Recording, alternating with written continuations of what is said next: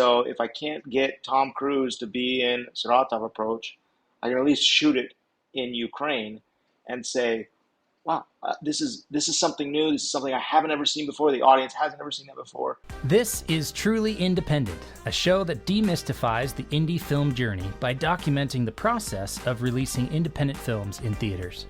Each week, Garrett Batty and I, Darren Smith, will update you on our journey, bringing guests to share their insights into the process and answer your questions. Garrett, from the other side of the world, how are you?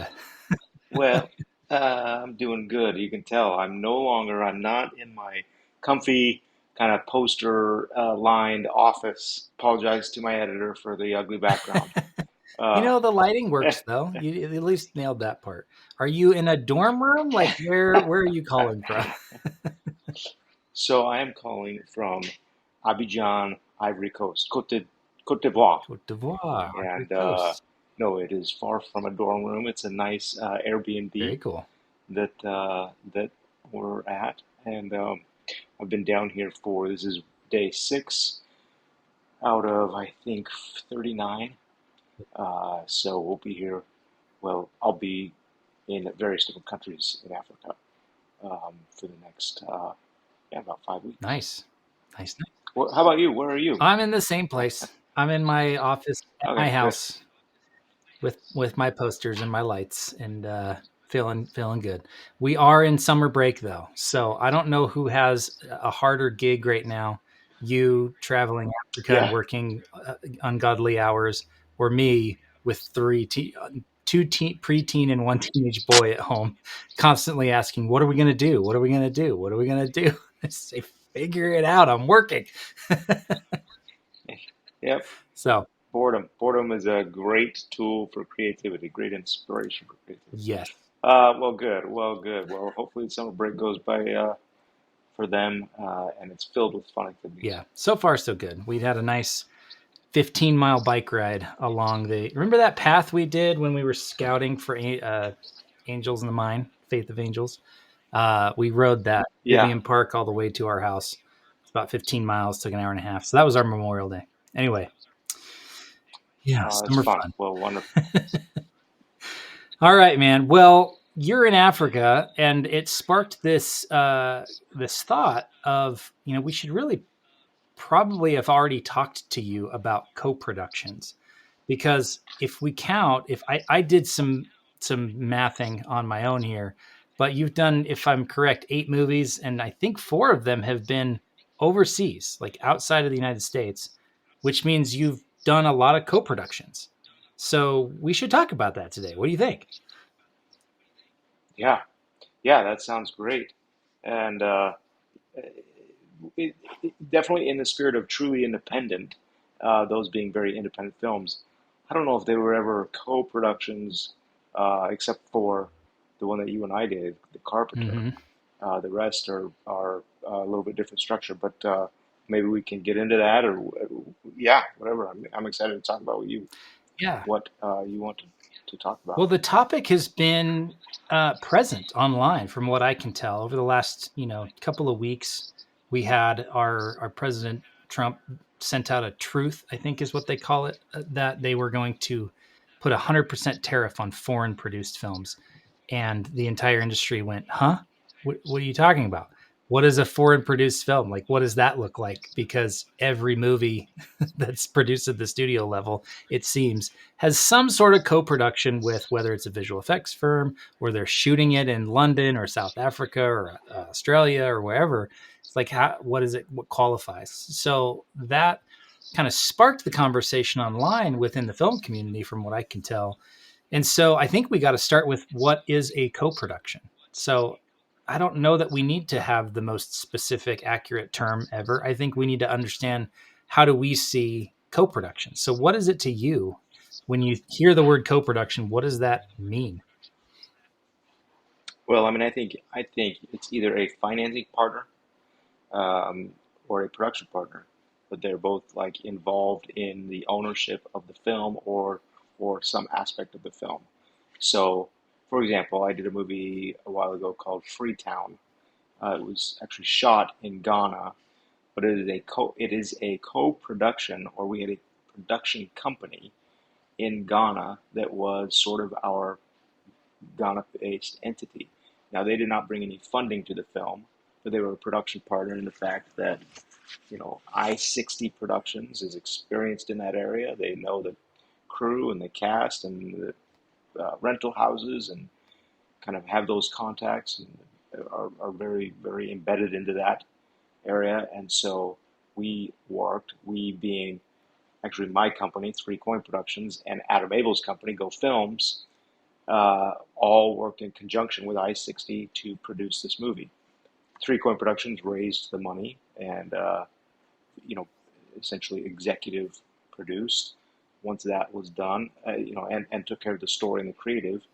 Once that was set up, Three Coin Productions hired Go Films as a co-production company, and Go Films contracted I-60 for the needs that we would have in Africa. Yeah, amazing. So yeah. So I don't know if that's what you mean, and it grows. Each production grows, um, through the various stages, and shrinks. So once we left Ghana, I-60 we didn't need their production services as much, and they don't retain ownership of the film or anything like that.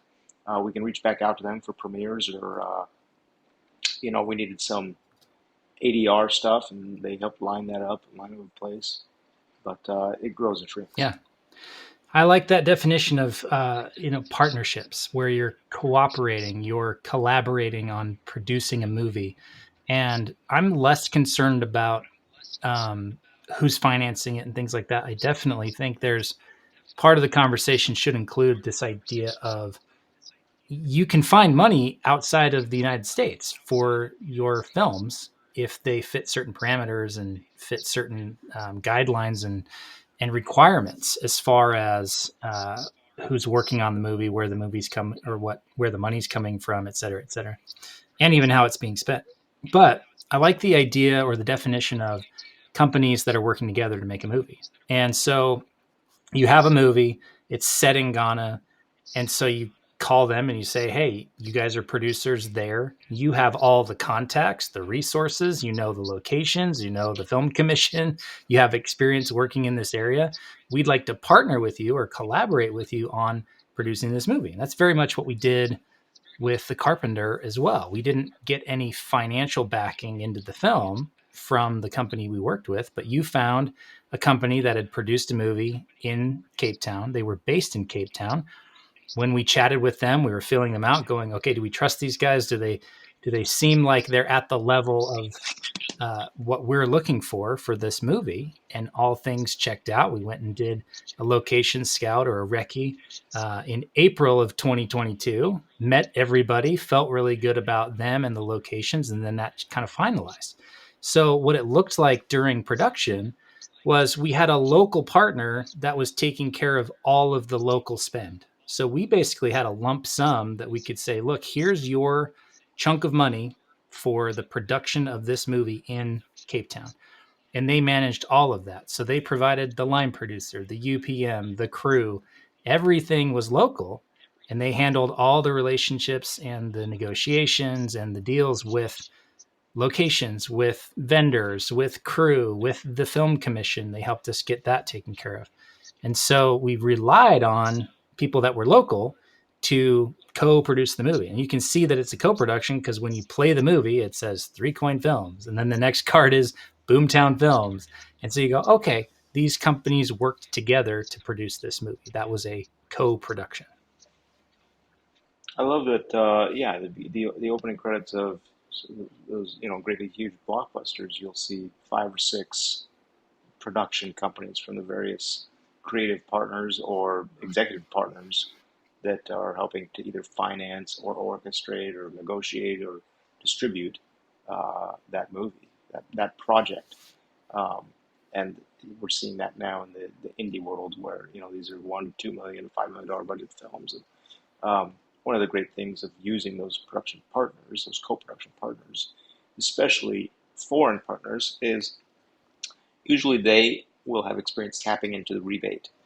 And so there is a financial benefit and financial element of saying, okay, BoomTown Films, we're coming in with this budget for this movie, and we understand that South Africa or whatever it is, we've done one in Romania, we've done one in um, Ghana, and one in Ukraine. We said we understand that there are rebates, and you guys have done that before. You've got the government, whatever it is, the relationships, just the practice and going through it, just like we would do if a production company came to Utah, said, hey, we'd like to do a film based in the beautiful Utah mountains or the red, you know, rocks of Moab, and we'd like to tap into that rebate. Well, you and I would be, it's Yeah. a common thing that we could do. And therefore, we would co-produce the film with them. So it sounds like you've done two with kind of local production companies. What about the other two movies that you've done internationally? Or maybe there's one or two. Have you done any where you've worked not like where you haven't worked with a local production company? What was the difference and what are kind of the upsides, downsides? I think you've got the option to either do a co-production, where you're working with a production company where they're going to manage all that thing, or essentially a fixer, where you would reach out to essentially one individual, or there's various companies that kind of source different fixers depending on the areas you need. So you'd say, okay, I'm going to Southeast Asia. I'm going to need three different countries, and I'll reach out to East Asia fixers, and they'll say, oh, okay, for Philippines you're going to want to use this individual, and for India you're going to want to use this individual. And I've done that on some commercial campaigns. So when we shot in Ukraine, we were only part of our production was U.S. based, and then we had a kind of a second. Uh, it was still part of principal photography, but it was kind of the second half of the shoot, and we knew that we were taking a very small crew. I mean, this was a super independent film, but we took the crew and just had a fixer. We reached out to uh, one individual that had experience on National Geographic films and things like that. I think we found him online and coordinated with him. It was like, okay, he just became part of our crew. So we need to rent some gear. Where would we go there? We need to scout out some locations. Where would we go there? Um, he doesn't have a production company credit in the movie or anything like that. It was just essentially, here's your fee for working for us for 4 weeks pre-production, and then the week that we're there, and then any sort of post that we would need. Yeah. Awesome. Which is it's a great way to do it. We were not really dependent on him to find the rebate or crew our production. Gotcha. Yeah, because of the smaller scope. So that begs the question then. So I guess, how and when do you, Garrett, decide whether it should be a co-production or whether it should be an international shoot? I guess those are two different questions, but I kind of see them as the same thing because, even with The Carpenter, we were looking at a studio in Texas as an option for the shoot. And so you've got to weigh the financial and the time and the travel and all those different elements into the decision of shooting internationally. So how do you go through that? What does the process look like for you, and how do you make that decision, and when in the process are you making that call? I think it's a good question. I don't know that I have set rules or threshold that it needs to be. You did mention scope, and I think that plays a very key part of it. Where uh, I'm trying to think. Yeah, I think our Romania film, multi-million-dollar budget, so we definitely used a co-production to make sure we get the rebate. And we were renting studios there, and it was going to be a 3-month shoot or 3-month stay there, including pre-production and production. Um, South Africa was a significant budget. The so I'm wondering if that is a threshold where we say we need a co-production. Rebates were certainly part of that, so maybe that's something that goes into the co-production mode. Maybe you need a foreign production partner in order to qualify for the rebate. I think every project is different, um, but I guess we've done bigger budget commercials where we just use fixers, and smaller budget feature films where we needed that co-production company. Um, I don't know if I'm doing a good job of answering your question, I think but it's it's probably on a helpful. per case Yeah. basis based on the scale and the amount of labor that you're going to be outsourcing. Yeah. How's I that? think that's great. And I think it's certainly a financial and a crew decision. That's kind of how I've looked at it as well is, your initial reason for thinking about an international location is this where the movie takes place, right? If it takes place in where did you shoot Saratov Approach? Was that that was Ukraine? That was Ukraine. And Yeah, that's where the Ukraine. story happens. So you're going, well, let's make it look really great and let's make it look really authentic. And it worked out financially for you to do so, even on a small budget.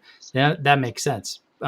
So I think the way I look at it, and I haven't had as much experience as you though, is, does it serve the story? What's the story we're trying to tell? Where does the story take place?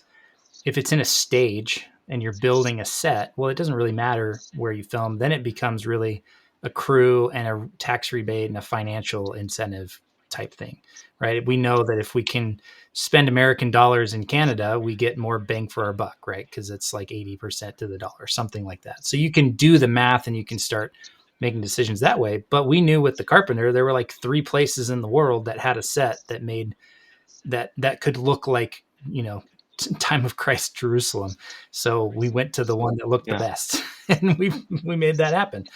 Um, so for you, And say, Darren, one thing that does come to mind, and then I'll get to your question, but it may also, you may, I mean, consider just your initial thing being to reach out to that fixer.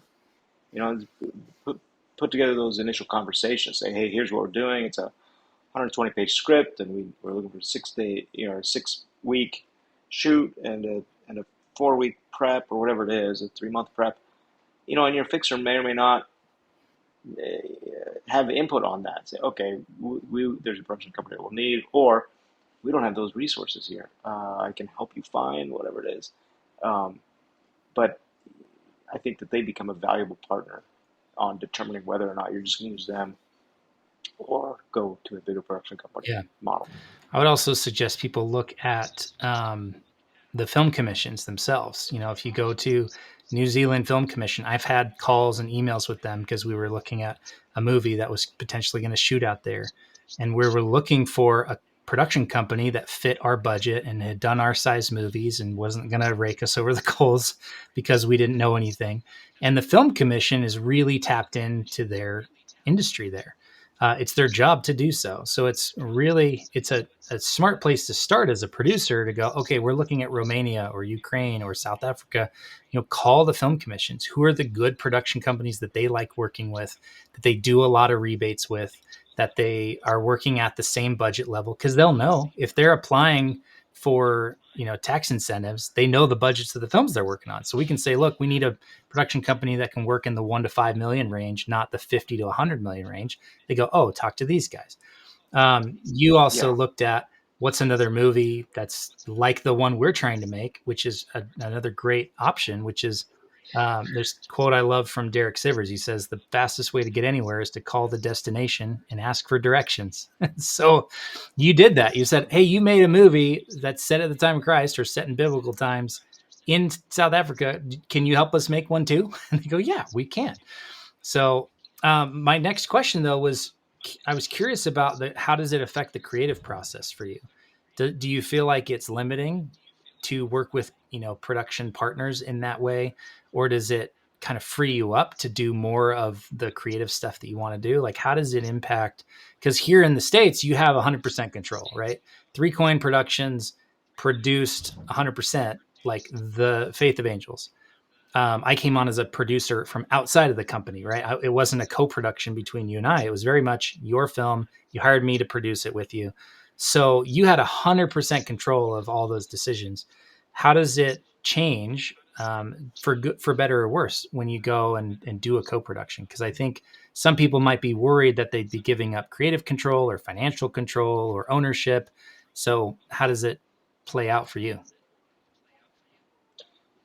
In my experience, those times that I have done that, they've been very positive. They've been creative collaborations. I mean, ultimately, um, it probably does need to be contracted on who owns the final creative decisions.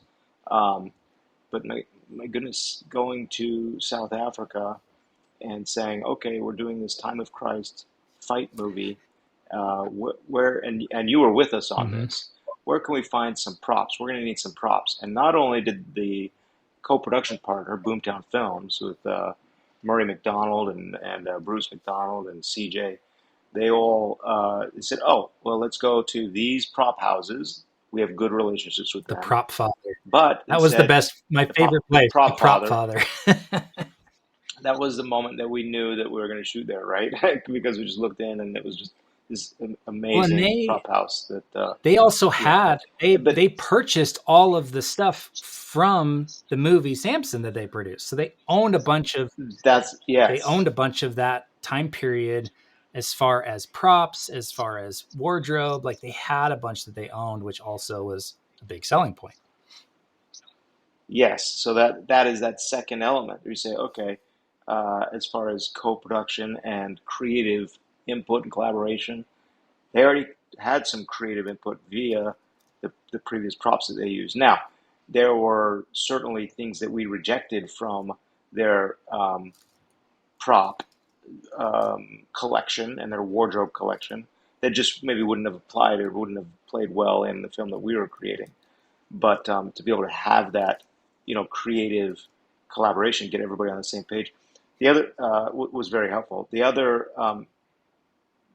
element of like creative collaborating and not surrendering, but definitely, I guess, collaborating is through the different crew members, right? So we say, okay, co-production company, this is our movie. Here's our lookbook. This is what we want to do, and can you help us find creative department heads who can execute this? And with Boomtown Films, they gave us, we interviewed 3DPs, we interviewed some, you know, well, we interviewed different gaffers, right? Mm-hmm. And wardrobe and hair and makeup and the production Yeah. designer. And they gave their strong recommendations based on what our needs were. And I think we yeah, we certainly took those into consideration, but ultimately selected who we thought would be best for the film. Yeah. It was such a fun process too. That we combined all of that with our location scout, our recce. And so we were location scouting, then we were doing meetings with department heads at night. And it was so fun to just meet people and they go, wow, the talent here is crazy. So I guess not to wrap up and say those words I'm not supposed to say, wrapping up, but like I'm curious where you think the future's headed with co-productions. I'm curious if you realize that I think you're fairly unique in that you've done half your movies that way internationally. I think most people would be A, shocked to hear that number, and B, like try to figure out how did you do that even at small budgets, because I think a lot of filmmakers go, oh, if it's a low budget, like a sub 500K budget, that means we're shooting locally with people we know, we're calling in all the favors. It's one or two locations locally with stuff that we already have access to. Whereas you're like, no, we're going to film half our movie in Ukraine, or we're going to film the whole thing in Yeah, Ghana. It's a movie that has to be filmed in Africa or else it will not look right. You can't film a movie set in Ghana in southern Utah, for example. And so, or in Utah in general, yeah, there's not enough black people here. So, right. um, one Well, caveat. it's not that we didn't try, not that we didn't Right, scout. right. Uh, no, well, I think yeah, it might be a unique um, thing, and it should be. I'm glad that it is. I think in the spirit of truly independent, we say, look, we have very low budgets for these movies, and as an independent filmmaker, I have a very low budget. So what do I have, and where do I best want to spend that money? Well, we it's hard to find in my mind. It's very hard to find a star that is going to have enough audience to come to your movie that I can afford, right? So what can I afford? Who's the third character of your movie? It's your location, Mm, right? You got your antagonist, protagonist, antagonist, and then the location. nice. Like, what is this? That's why in rom-coms, my wife watches rom-coms and she just comments on the house that they use and the furniture and everything like that. Like, that is a draw. That's a significant draw. That's amazing. And so if I can't get Tom Cruise to be in Saratov Approach, I can at least shoot it in Ukraine and say, wow, this is something new. This is something I haven't ever seen before. The audience hasn't ever seen that before, and that's worth that. I think that's very enticing to say, yeah, I'll spend $10 to watch that. Yeah, I love it. Um, So the other which is part of that probably one of question, the reasons why Utah. Sorry to interrupt. you're Yeah, good. there might be lag. It might be one of the reasons why Utah it is such a draw because of the incredible scenics that they have, Mm-hmm. right? Or yeah, so um, it's a cheap way to get some significant production value. Yeah, I would say that we benefited heavily on, well, really both movies. Like the mine location that we had in Faith of Angels really was a character, and it was it's 3 out of 4 weeks of our shoot, I think, was at the mine. But then we definitely benefited from the locations that we got in Cape Town. Like that was the reason to film there. Besides the amazing crew, the amazing team that we worked with locally, the tax rebate, all of that played in, but the locations were what did it for me. That was the reason why I was like, oh, we have to film here because we can't get this look anywhere else. So I'm curious, as maybe the last question is, where do you think it's going in the future? Do you think that that filmmakers, producers especially, are going to need to or benefit from relying on co-productions more than they currently do? Is that a skill set we need to start building? Just like being able to post every day on LinkedIn or record podcasts is a skill that we need to master as filmmakers now. Or do you think that, like, where do you think the future ends up with these things? It's yeah, it's a good question. And I think that there's room for all types, right? And say, well, I'm focusing on a certain genre where exotic location may not be um, the draw. If I'm doing a horror movie, then I might just need to find a nice or spooky house or Mm-hmm. a wooded, a wooded, I don't know, backwoods somewhere. Um, so maybe those aren't dependent on co-productions or foreign travel. And I don't know if you're asking the same. If you're saying, hey, foreign locations is the same as co-productions. Maybe that's a shrug, but yeah, I do think, and we've seen, right now Cannes is happening, and I've been out to Cannes a few times, the film festival and the film market there, and aside from the festival that's there, they have the March de Film or whatever it is, which is basically the film market, Mm-hmm. where everybody's selling their films, and then on the promenade or whatever, they have just tent after tent after tent after tent of 80 different countries. They're there proposing or offering or showcasing all of the locations and incentives and production services that they have. So you can go to literally right down the aisle, and you can go to each Caribbean island and talk to them about incentives, and then you go to the different countries in the Slavic countries, and then the Italy and Greece and all European countries. Um,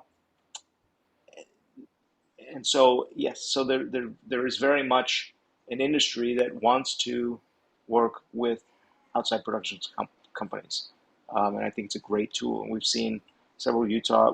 In fact, we had Brian Bruff on this in our first Yeah. season, right, talking about the 40 films that he's made or whatever it is, and there's a number of them just in different countries as a co-production in order to take advantage of those tax rebates and incredible locations. Yeah. That's what, So it's a great tool to learn. yeah, that's the episode I was thinking back to because he, I think, said something along the lines of, I find a cool location, then I write a story that fits it so I can shoot a movie there.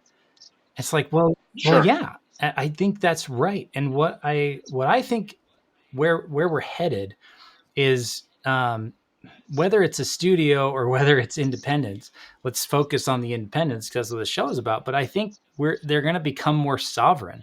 And the way that they do that is by having multiple sources of funding, multiple sources of production, multiple sources of rebates, multiple sources of post, so that if your president changes the laws around tariffs, you are not affected, right? You can say, oh, I've got enough partners here locally in the States to be able to produce it 100% and not be tariffed, and it's not going to affect my budget.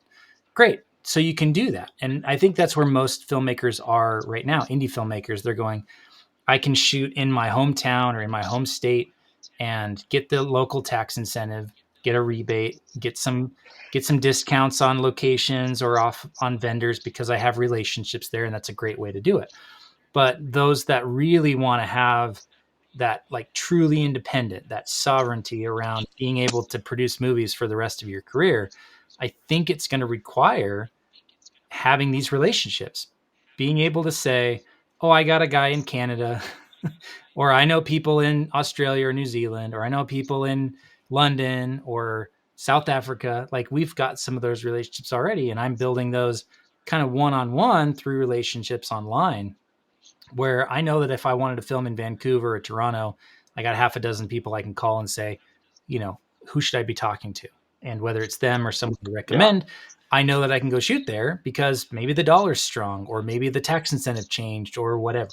And so I think that is a strategy that filmmakers, indie filmmakers, should be looking at.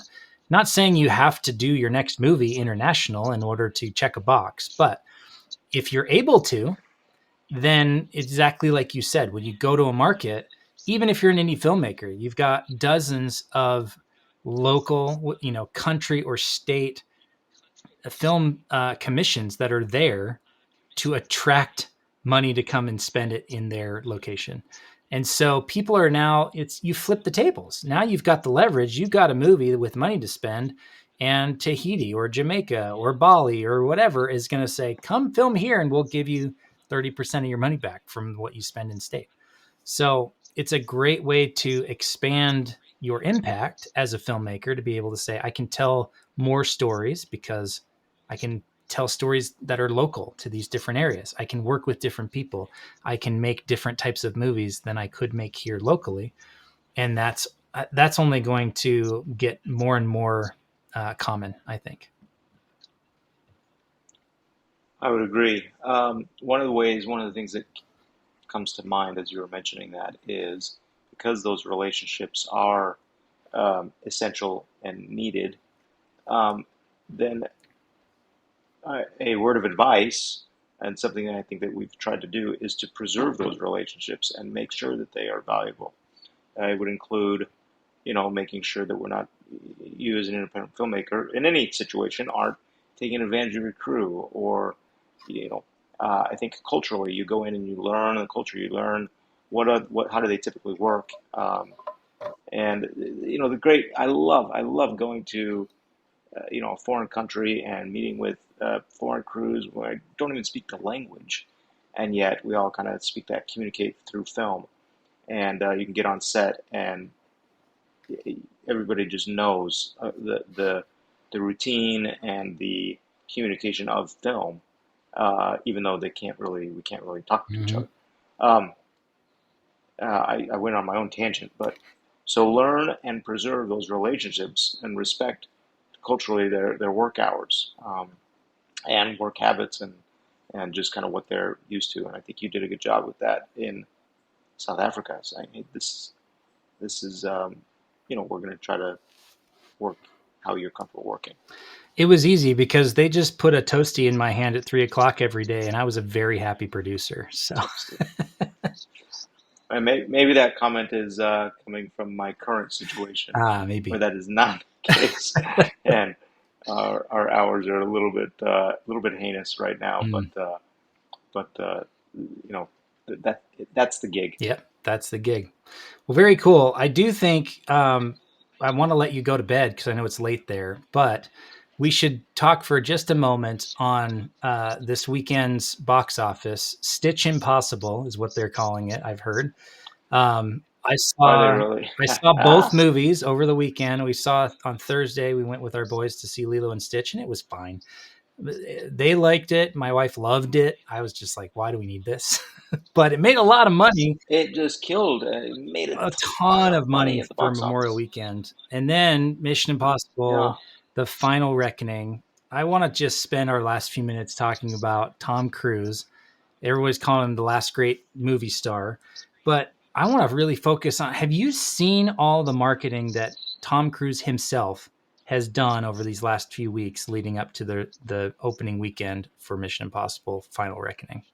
it, it's pretty amazing. It's pretty inescapable, and a lot of behind the scenes kind of selfie type stuff, and yeah, lots of PR opportunities Yeah. for him. One thing I was just blown away by is the spread of partnerships that he was able to forge. Like he was on Phil McAfee? He's like a ESPN sports show, and he had Tom Cruise on for like a 35-minute interview, and it was amazing. And he just loves movies. You can tell Tom Cruise loves movies. And then I'm Yeah, seeing ads in between, or I'm flipping through YouTube, and I see that he's got like an integration with the guys who run really fast, and Daniel Mack, I saw who that does one. cars, and just like, and the number of people that are influencers that have big audiences of millions of people that he partnered with in a way to where they would naturally do this storytelling where it looks like one of their videos and then progress, and somehow they're at a premiere of Mission Impossible, and then they have 20 seconds with Tom Cruise in the video at the end, which is like mind-blowingly good that he made himself available as the star, as the producer of this movie and this franchise, to go, oh, I'm going to tap into every single community online possible. And I'm sure there's hundreds of others that I Yeah, didn't even see because I'm not in those communities or accessible to those communities, right? But I was just blown away at the level that he personally was doing. It rivaled, if not one upped, what Ryan Reynolds does for his movies. I was really impressed by it. mm. And all of that needs to be planned so far in Yeah. advance, right? This is months and months and months uh, and beyond, saying how are we going to take this movie to an audience, and we're going to find people who already have that audience and work with them. Yeah, I agree. I echo what you're saying. That little clip of him, of the runner guy, I don't even know. I don't even know his That's name. one thing. Like, I don't even know who the runner guy is. I know I've seen his videos before. He does really fast, super fast runs and slams all the cupboards or Uh-huh. whatever it is. And then it morphs into him running to the premiere for Mission Impossible. And you think, man, that had to be planned out and pitched and delivered and executed and all in the right time. Yeah. It's pretty Well, cool. and it Well also done. just, I'm sure that they paid those creators money from the marketing budget of Mission Impossible to do those integrations. Maybe some of them were like, "Oh, I would do it for free," but you don't. They know the value that they have with their platforms. They know they're going to get 1 million, 5 million, Yeah, 10 million views on a piece of content, and that's part of the marketing strategy. Is those brand integrations, like we talked about with Jonas a few months ago. So just the idea yeah, of marketing should be part of the discussion from the get go, and like anything's possible. If Tom Cruise, who's a boomer in his 60s, or maybe a really old Gen X, I don't know. I think he's like young yeah, boomer. Was born in 66, maybe he's Gen X. But really old Gen X can like speak to Gen Z because of whatever marketing team he's assembled for these movies to be able to tap into that was really impressive and just showed the power of that. And yeah, they took number 2 spot, and it's the biggest opening of a Mission Impossible films of all the 8 or 9 yeah, films that they've done. So congrats. I applaud it. The movie was amazing. I saw it in IMAX and I want to go see it again. Like, just, I love movies, and it, when you feel the yeah, love of the creators, whether it's Tom Cruise, I spoke about this, I think, with Ryan Coogler when he was talking about the IMAX film for Sinners. I was just like, I want to go see the movie because this person loves movies and we speak the same language, and I want to go. and support what they're doing. Yeah. So, Well, I did check my email, and we did not get an invite. Being the influencers that we are with the audience that we have. So I don't know if it just got lost. It probably checked my spam box. yeah. But He probably on that spelled note, Darren with 2 R's or Garrett with 1 T. And yeah, just, they always do yeah. that. That's a good idea. On that note, share this podcast, share it, and spread the word so that next year, Mission Possible 10, the resurrection of Tom Cruise, we will we'll be He down didn't with the die road. in the movie. Spoiler alert! But he doesn't die Oh, like in the last James he Bond doesn't film. die. Yeah, he never So dies. there's an opening there. There's Could be chance. Could be a chance. chance. The final reckoning. The Part 2, reckoning awakens. the re-reckoning. Amazing. Awesome. Hey, great discussion. Thank you very much. We're going to be chatting next week from Monrovia. So we're moving to the next country on Nice. Friday, and hopefully we can log in, and my background will look a little bit different. Awesome. We're just gonna have everybody watch them on YouTube so we can see what the background looks like every week. I love it. Yeah, that's true. If you're listening, you don't care about the background. Awesome. All right, man. Okay, man. Take care. Great to Have see fun ya. out there. Thanks for the episode. Thank you for listening to this episode of Truly Independent. To join us on the journey, be notified and ask us questions about today's episode, head over to 3coinpro.com/podcast and put in your name and an email address. If you're a fan of the show, please leave us a review on your favorite podcast app and be sure to share this. Thanks for listening, and we'll see you next week. Our intro and outro music is Election Time by Kjartan Abel.